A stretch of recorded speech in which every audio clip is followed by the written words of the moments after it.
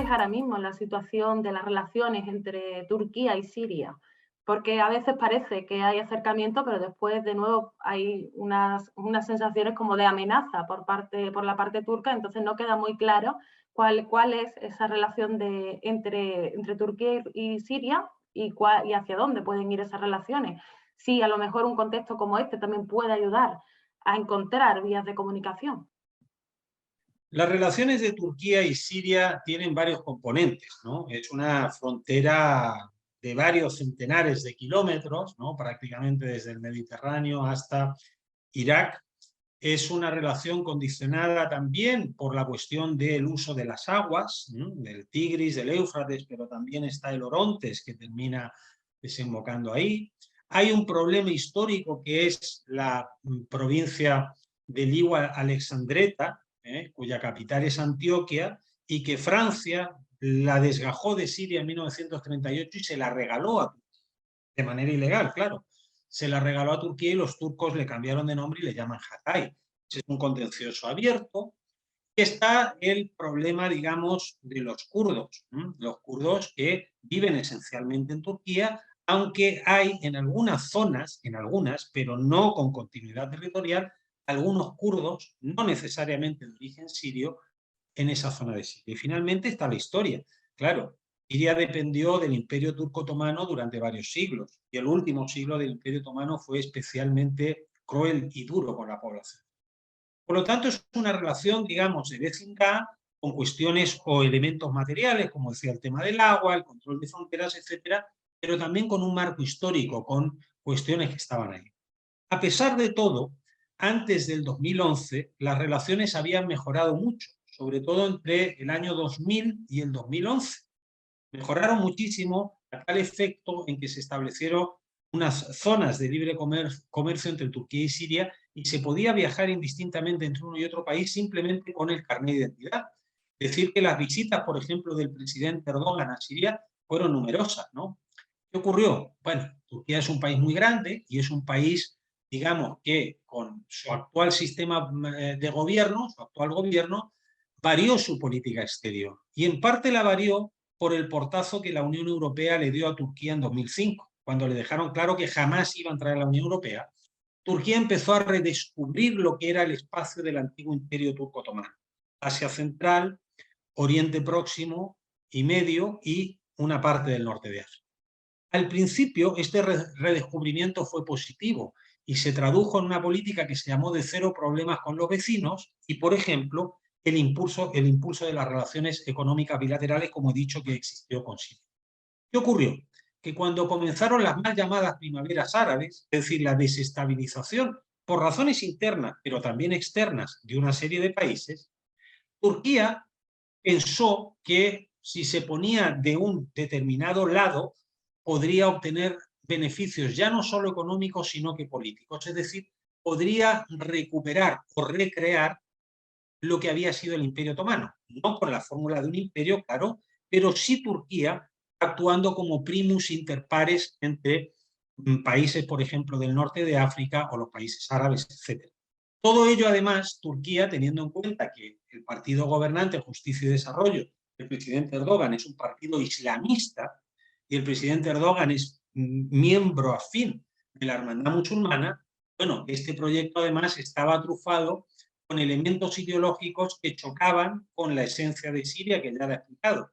Siria es una sociedad multiconfesional que tiene un Estado aconfesional, no laico, aconfesional, pero que en la práctica el Estado sirio funciona como un Estado multiconfesional, es decir, protege a todas las confesiones. ¿Qué plantea la hermandad musulmana? Que el Estado tenga religión, ¿cuál? Musulmana suní. Por lo tanto, en el marco de las mal llamadas primaveras árabes, el presidente Erdogan de Turquía se posicionó con los grupos armados que se sublevaron no solo contra el gobierno sirio, como ellos bien decían, porque la propaganda hay que saber descodificarla. Si ellos estaban diciendo que lo que querían era un cambio de régimen, lo que estaban planteando era un cambio del Estado, no solamente un cambio de gobierno. Ellos dijeron cambio de régimen. Cambio de régimen supone cambiar la estructura del Estado. En Siria, cambiar la estructura del Estado supondría que el Estado dejara de ser aconfesional y en la práctica multiconfesional para ser un Estado confesional musulmán suní. Y eso es algo que la población siria no ha aceptado nunca. Lo dejaron claro en el Programa Nacional Sirio de 1920, que se le entregó a la Comisión King-Crane, que envió el presidente de los Estados Unidos, Woodrow Wilson, para preguntarle a los sirios qué querían una vez que terminó el Imperio Turco Otomano. Bueno, Turquía pensó que en Siria bastaba con hacer algunas intervenciones y entonces que conseguiría eso, conseguiría un cambio de régimen. Y conseguirían que la bandera multiconfesional siria, porque las dos estrellas de la bandera siria representan una al cristianismo y la otra al islam, representaran otra cosa y representaran un Estado confesional.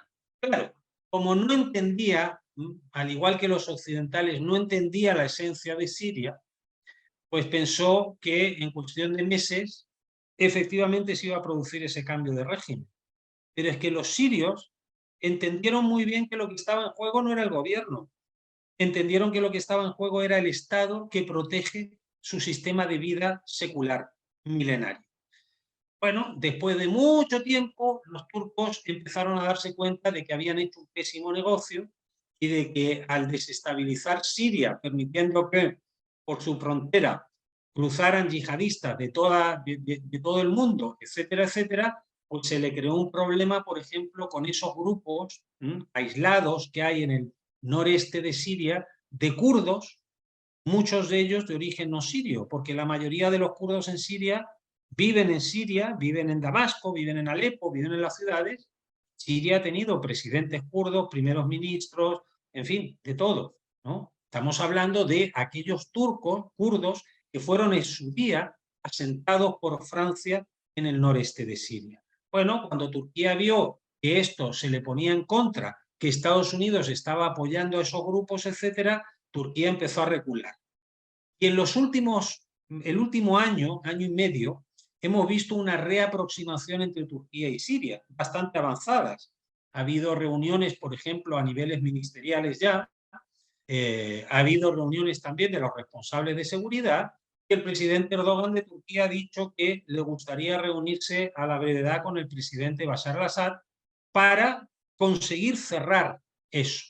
¿De qué manera? Bueno, los turcos tendrían que dejar caer ese bastión yihadista en Idlib, ¿no?, que controla la marca de Al-Qaeda en Siria, y Siria tendría que garantizarle a Turquía que esos grupos de kurdos apoyados por Estados Unidos no, digamos, crearían problemas fronterizos ni amenazarían la seguridad de Turquía y se integrarían, digamos, en Siria de acuerdo a las instituciones sirias y demás. Es un quid pro quo, tú me das aquí, yo te doy allí.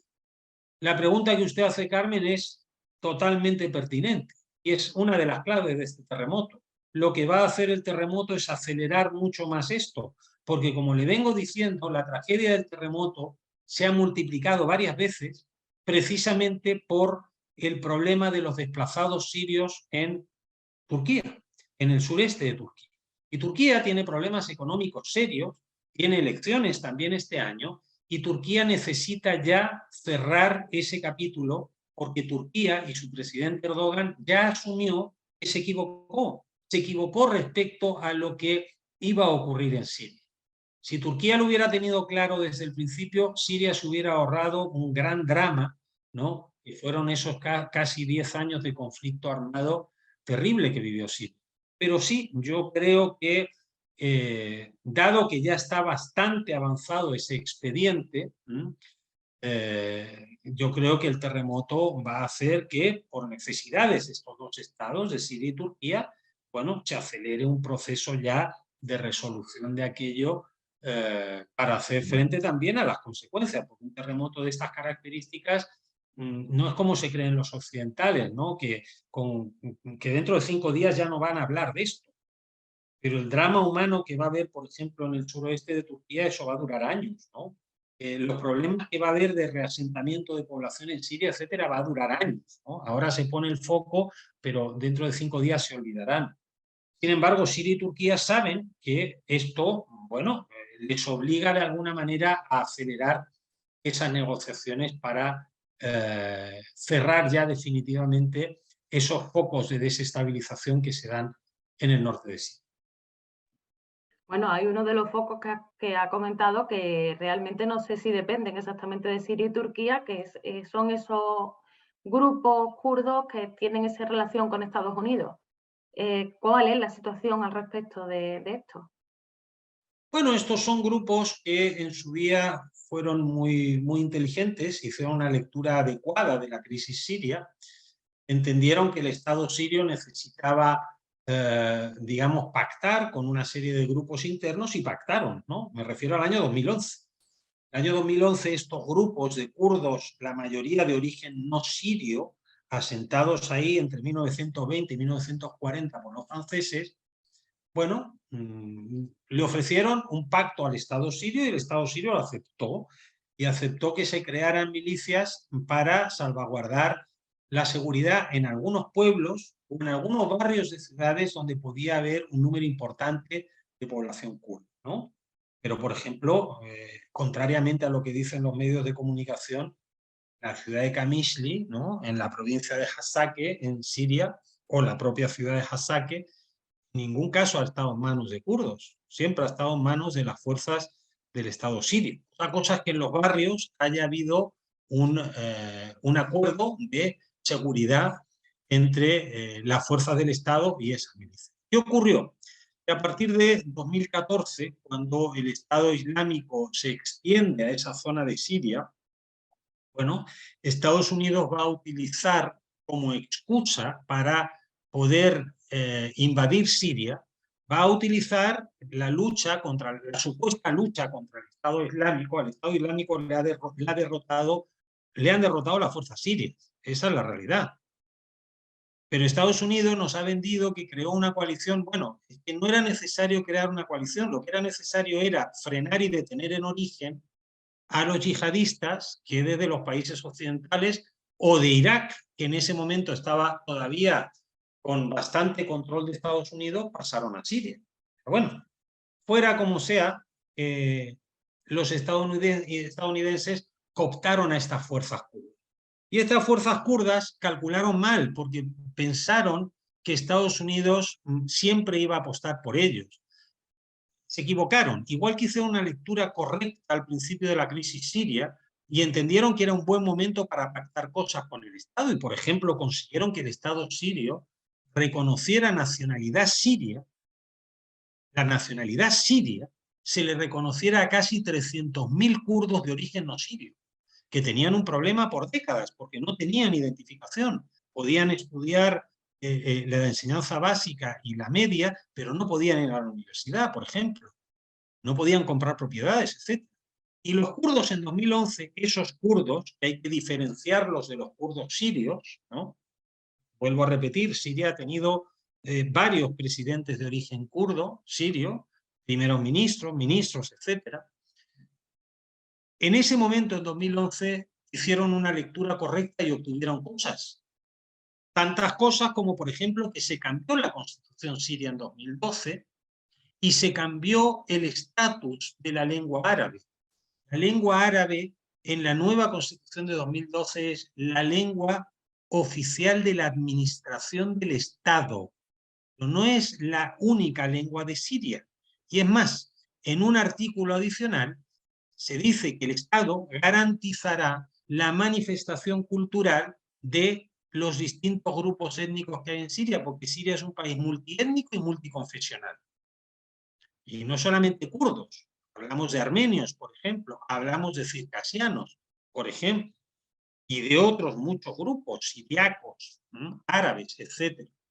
Por lo tanto, los kurdos obtuvieron cosas. ¿Qué ocurre? Que esa lectura correcta que hicieron no la hicieron cuando Estados Unidos intervino en Siria a partir de 2014.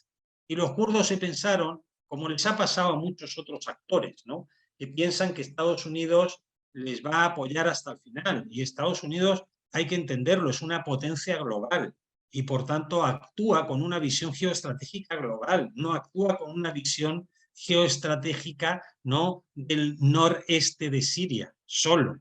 Tiene que mover las piezas en función de su enfrentamiento con Rusia, en función de su enfrentamiento con China, en función de su pérdida de mercados, en función de muchos elementos que determinan cómo se mueve una potencia. No olvidemos que para Turquía, esos kurdos que operan en el norte de Siria, para Turquía, no para Siria, pero para Turquía, son terroristas. Turquía los califica de terroristas, de organizaciones terroristas, pero no olvidemos que Turquía además es miembro de la OTAN desde el año 52, si no me equivoco. Y no solo eso, la base aérea más importante que tiene la OTAN en esa zona es la base de Incirlik en Turquía. Entonces, ¿alguien de verdad se pensaba que Estados Unidos se enfrentaría con Turquía por el tema de los kurdos no sirios del norte de Siria? ¿De verdad alguien se pensaba? No, eso estaba claro, que si tenía que elegir Estados Unidos desde el punto de vista de una potencia que es global y que actúe estratégicamente como tal, pues se inclinaría por Turquía. Esto es lo que va a pasar. Es decir, Estados Unidos, que tiene cerca de 400, 500 soldados en distintos cantones en Siria que van y vienen desde Irak, no se quedan ahí siempre, y que en cuanto sale la población, porque la población de la zona noreste de Siria, lo que se llama Yazira, ¿no? la isla que forman ahí el Éufrates y el Tigris, están hartos de ellos, y cuando vienen salen los niños a tirarles piedras y se van. Claro, Estados Unidos, digamos, eso es un movimiento más, pero de un cuadro mucho mayor. Por lo tanto, si hay un acuerdo entre Siria y Turquía, apoyado tanto por Rusia como por Irán y como por China, porque China tiene mucho interés en que se estabilice esa zona para reactivar una de las rutas de la seda, Estados Unidos no va a hacer nada, porque mire, Estados Unidos no intervino en Siria masivamente ni en el 2011, 12, 13, 14, 15, etc. El objetivo era trocear Siria, ¿no? Y convertir una Siria de 24 millones de habitantes en 4 o 5 mini Sirias pequeñas. Hoy en día no lo va a hacer. Si no lo hizo en su momento, no lo va a hacer ahora.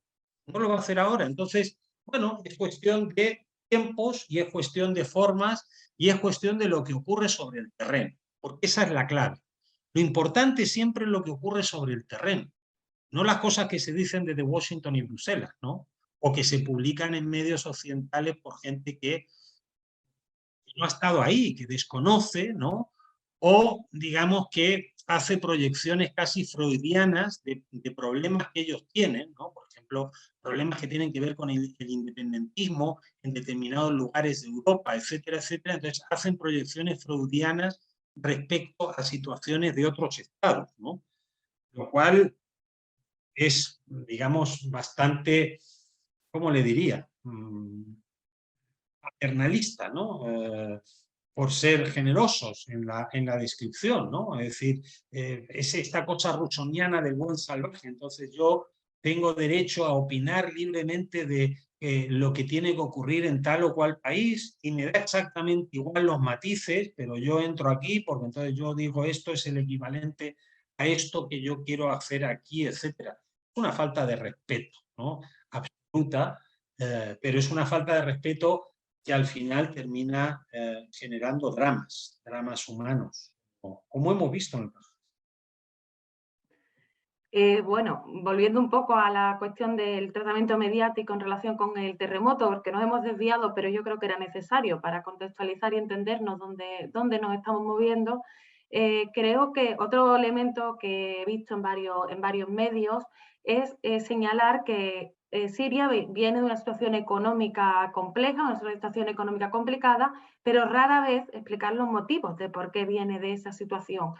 Como máximo se da a entender un poco que es una consecuencia derivada de la guerra, que podría ser un planteamiento razonable, pero ese planteamiento razonable realmente está en la psique de quien lee la noticia, no es que te estén explicando exactamente los motivos.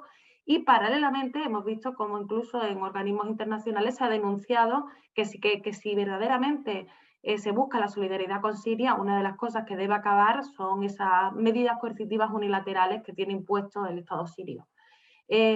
¿Por qué? ¿Por qué estos silencios? Porque al igual que en otras cuestiones se da una información que no es exactamente la correcta. En este caso, para mí, lo que suena y retumba es el silencio. Correcto, se está silenciando, es una estrategia de censura, ¿no?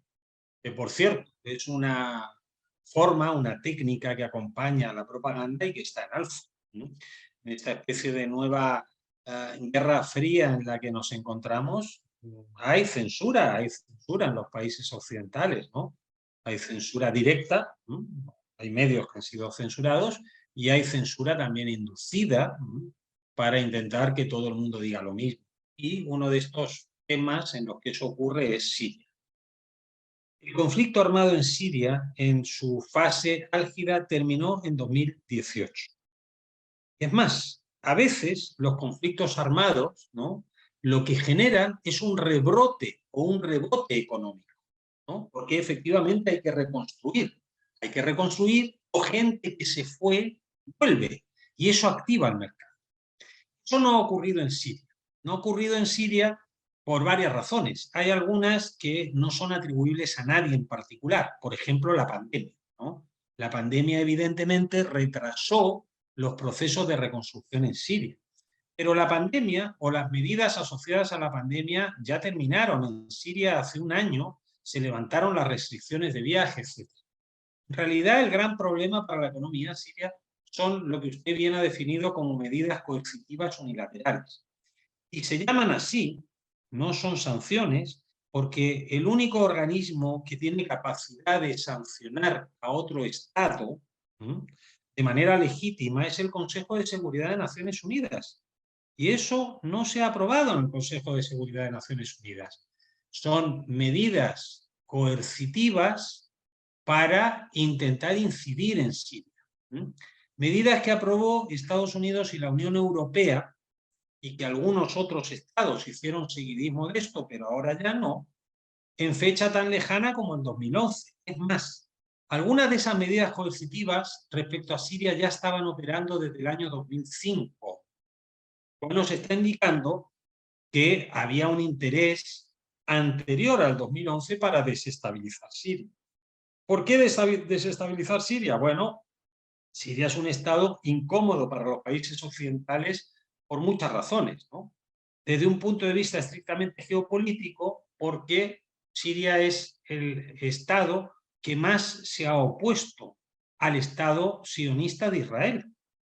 Y Siria ha pagado un alto precio por ello, porque ha tenido que librar 3 guerras directas y 2 indirectas con el Estado de Israel, perdiendo una parte muy importante de su territorio, que son los Altos del Golán. Siria siempre ha dicho, a diferencia de otros estados, ¿no?, Siria siempre ha dicho que para poder negociar un acuerdo hay que devolver todos los territorios ocupados y sobre todo resolver la cuestión palestina, que aquí se nos olvida. Pero el gran garante de la causa palestina, el único Estado árabe garante que ha quedado de la causa palestina, después de que otros firmaran acuerdos con Israel, etcétera, es Siria. Por eso, Siria es un Estado muy incómodo para los países occidentales, porque los países occidentales tienen como gran aliado en la región a su criatura, es decir, a la entidad que ellos crearon al final de la Segunda Guerra Mundial, aunque con un relato anterior, que es el Estado de Israel. Por lo tanto, Siria es incómodo. Pero además Siria es incómodo por otras 2 razones. En primer lugar, Siria ha mantenido un sistema económico desde su independencia en 1946 en adelante, en el cual, en ese sistema económico, el Estado jugaba un papel muy importante desde el punto de vista del aparato productivo. En Siria siempre ha habido sector privado, sector público y sector mixto, pero el sector público ha sido muy importante en sectores que el llamado consenso de Washington, ¿no?, la globalización neoliberal de la economía, estaba presionando para que se privatizaran, ¿no?, desde el sector financiero bancario hasta el sector de la distribución, el comercio internacional, etc. El tercer motivo por el cual Siria es un país incómodo, lo mencioné antes, ¿no? Los occidentales no entienden Siria y Siria les pone muy nerviosos, porque a los occidentales les gustaría que Siria encajara con ese tópico absurdo y ridículo que ellos tienen del mundo árabe oriental, ¿no?, y que no no se condice, ¿no? Siria es lo opuesto. Entonces, cada vez que ellos ven, por ejemplo, que en Siria se celebra la Semana Santa, que es fiesta pública, y la Navidad es fiesta pública, y hay árboles de Navidad en todos sitios, y que la gente en Siria se viste como quiere porque no hay código de vestuarios, o que en Siria se puede producir, consumir, vender alcohol, etcétera, no les encaja y enloquecen. Entonces, por esas razones, digamos, hay una animadversión permanente hacia Siria. Y ahí entran las sanciones, mal llamadas sanciones, en realidad medidas coercitivas internacionales. Se intentó reducir a Siria a 4 pequeñas Sirias que fueran manejables por potencias exteriores. Fracasaron después de 10 años y causar, digamos, una hecatombe en Siria desde el punto de vista humano, con muchos centenares de miles de muertos, y millones de desplazados, etcétera. Como eso no funcionó, pues entonces ahora, desde el 2018 en adelante, se ha radicalizado el tema de las medidas coercitivas.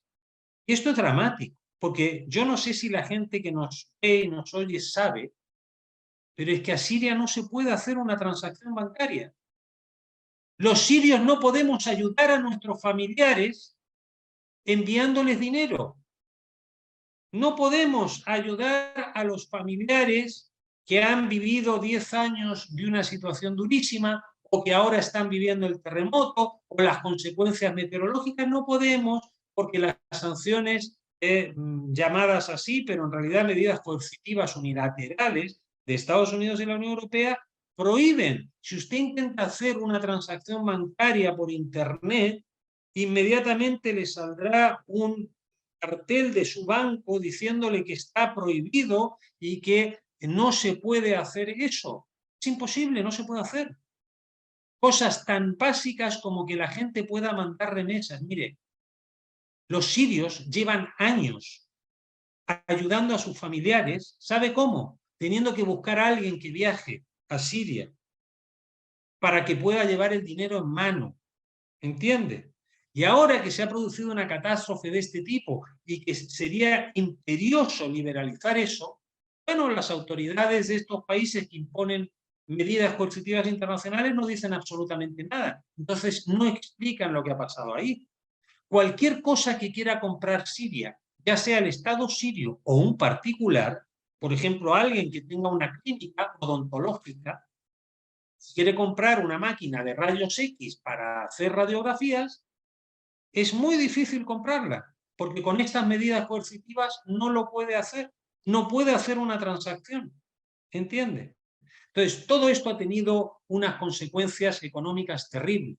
Súmele el que se ha impedido el que los sirios desplazados en los países vecinos pudieran volver masivamente. Y eso ha tenido un impacto claro en el mercado interno. El aparato productivo sirio, que en parte resultó dañado, pero en parte no, estaba orientado para 24 millones de consumidores. Bueno, si Siria perdió entre una cosa y otra 4,5, 5 millones de habitantes, pues hay una capacidad instalada que no se puede utilizar. Y no hay una demanda suficiente. Porque esa capacidad instalada, el empresario te dice, hombre, sí, pero si yo tengo 4 máquinas, a mí me basta con producir con una. Porque si yo produzco mucho, entonces no me sale rentable. ¿Eso qué supone? Supone un alza de precios, supone una escalada de inflación.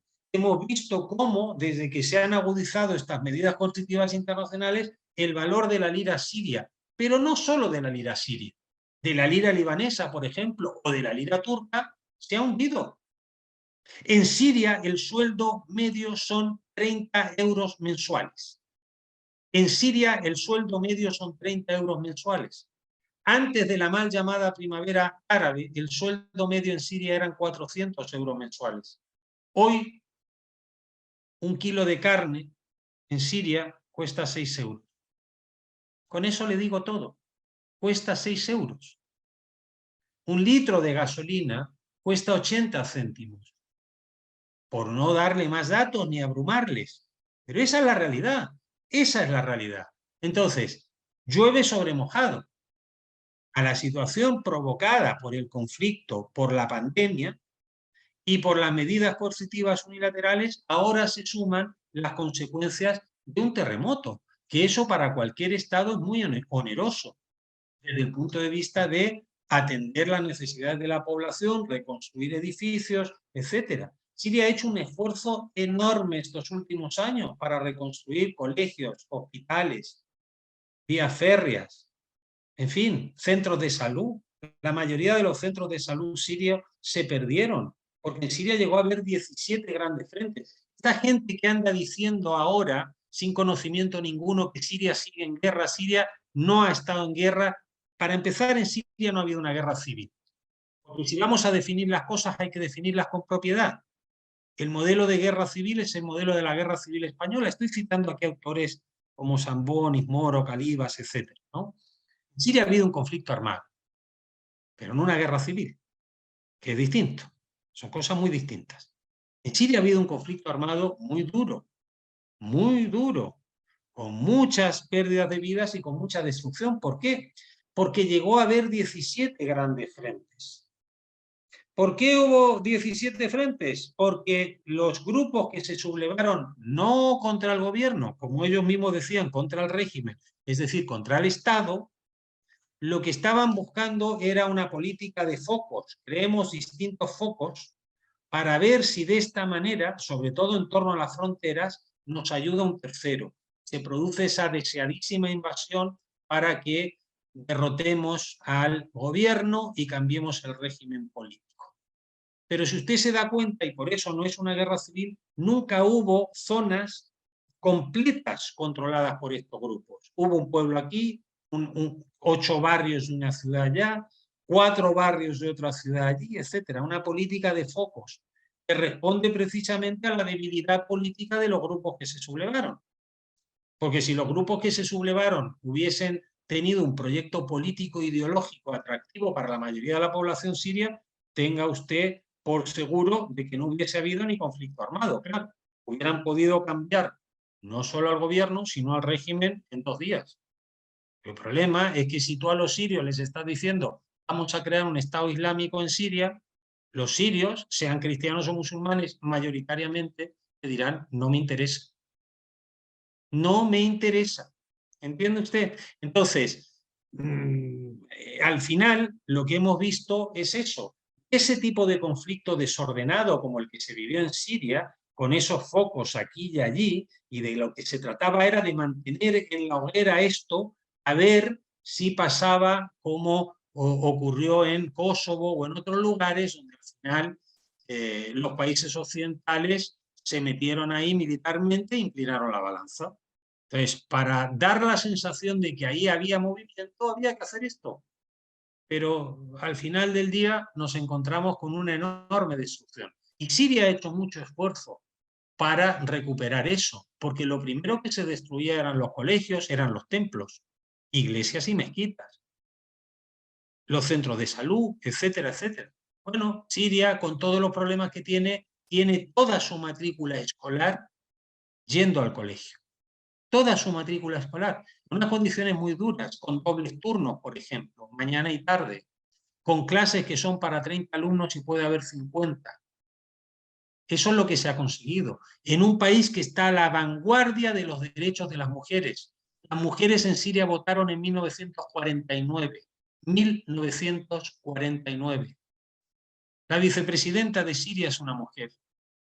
Siria ha tenido una presidenta del Parlamento mujer. Siria tiene varias ministras que son mujeres. Las principales asesoras presidenciales en materias muy importantes son mujeres. Las personas más influyentes desde el punto de vista de los medios de comunicación en Siria son mujeres. ¿Entienden por qué los sirios no querían un régimen de otro tipo? A pesar de que pudieras tener montones de quejas con cuestiones concretas frente al gobierno. Pero si te están diciendo que van a cambiar el régimen, entonces no solo es un cambio de gobierno, es un cambio de régimen, ¿no? Bueno, esa destrucción es la que ha lastrado y ha complicado también el que ahora Siria pueda hacer más de lo que está haciendo. En Siria se han suspendido las clases 10 días en todo el país y recordemos que es solo un 10% del territorio sirio y un 10% de la población siria la afectada por el terremoto. Pero se han cerrado los colegios en toda Siria. ¿Sabe para qué? Para que la gente pueda ir a donar cosas, para que los desplazados del norte afectados por el terremoto puedan ser reasentados, aunque sea temporalmente, en Damasco, en Tartus, en Homs, en Dera, en Quneitra. Eso es lo que está haciendo el Estado sirio. El Estado sirio ha interrumpido toda la programación habitual de los medios de comunicación y lo único que hace es informarle a la población de cómo prepararse si viene una réplica grande del terremoto, por ejemplo, porque en Siria no había cultura sísmica.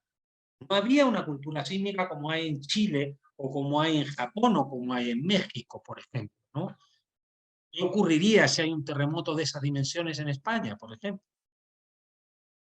Eso es lo que habría que ver. Entonces, si usted a esta situación le aplica o mantiene estas medidas coercitivas internacionales de Estados Unidos y la Unión Europea, se está dificultando todo, porque ahora la ayuda tiene que ser inmediata. El que alguien pueda hacer una transacción bancaria y que en cuestión de segundos pueda estar en Siria y ese dinero sirva para comprar cosas en Siria, para reactivar la economía en Siria al tiempo que se ayuda a los damnificados.